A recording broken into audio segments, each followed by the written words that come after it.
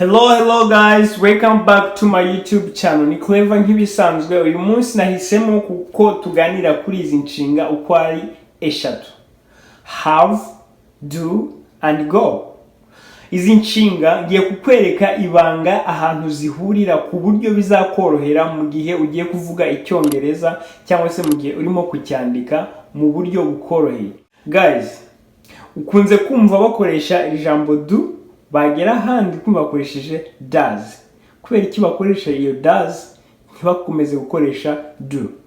Cyangwa se kumva bakoresheje go, ahandi kumva bakoresheje goes. Kumva bakoresheje have, ahandi kumva bakoresheje has. Kubera iki badakomeje gukoresha iyo verb to have, ahubwo bagahindura? Ni ryari wamenya urahindura ukoreshe goes cyangwa ukoreshe has cyangwa ukoreshe do? Ni ibintu byoroshye cyane. Ndagira ngo nkwereke trick mu gihe ugiye gukoresha imwe muri inshinga urimo kuvuga bizakorohere. So guys, niba ukeneye kumenya icyongereza nuko wabanza kumenya ibyo bita subject pronoun. Subject pronoun ni izihe? Ni I ni first person mu buke, I ni njyewe. You ni second person mu buke, ikaba you ni wowe. Third person mu buke, singular, ikaba he, she, it. He ni ku muhungu, she ni ku mukobwa, it ni ku bintu, ikoreshwa ku bintu cyangwa se ku nyamaswa. Mu bwinshi turahasanga we. We ni first person mu bwinshi, ni twebwe, nanjye ndimo, twese hamwe. You ikaba mwebwe, they ikaba bo. Bivuga ngo have, go and do zikoreshwa kuri I, you, we, they. I, you, we, they. Niho uzasanga urimo gukoresha have, go and do. Goes, has and does zikoreshwa kuri third person singular, arizo he, she, it. Urumva abantu bijya guhurira. Ni ukuvuga ngo banza umenye izi subject pronoun, birakorohera kumenya izi nshinga uburyo zikoreshwa. Reka turebere hamwe ingero. Reka duhere kuri verb to go and goes. Ni ryari wakoresha goes, ni ryari wakoresha go. Urugero kuri first person: I go to school daily. Yanjya ku ishuri buri munsi. I ni njyewe, nkoresheje go kubera ko ari kuri first person. First person singular. We go to bed early. Tujya kuryama hakiri kare. Tujya kuryama kare cyangwa se turyama kare twese hamwe, wenda mu rugo iwacu turyama kare. Niyo mpamvu dukoresheje we, kandi twasanze ko first person mu bwinshi nabwo igira gute, dukoresha go. They never go to the church. Ntabwo bajya ku rusengero. Bo, they ni kuri third person mu bwinshi. Reka turebe ni ryari wakoresha goes. Goes tuyikoresha kuri third person singular, ariho twasanze he, she, it. Urugero hano: he goes to the movie on Sundays. Agiye kureba filime ku cyumweru. She goes to work after school. Ajya gukora buri gihe avuye ku shuri. Iyo avuye ku shuri ahita ajya hehe gukora. Dukoresheje goes kubera ari she, he, it, dukoresha goes. Ntabwo dukoresha go kubera ko she, he, it ni kuri third person singular. Let me know if there is anything goes wrong. Turebere hamwe have and has. Ni ryari wakoresha have, ni ryari wakoresha has. Biroroshye cyane. Twasanze ko have ikoreshwa kuri I, you, we, they. I, you, we, they. Dusanga ko has ikoreshwa kuri third person singular, he, she, it. Reka tutange ingero kugira ngo bibashe kumvikana neza.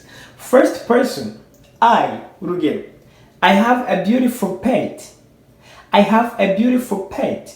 pet ni utunyamaswa twororwa mu rugo nk'injangwe n'utundi nk'utwo tunyamaswa twororwa mu rugo nitwo bita pet.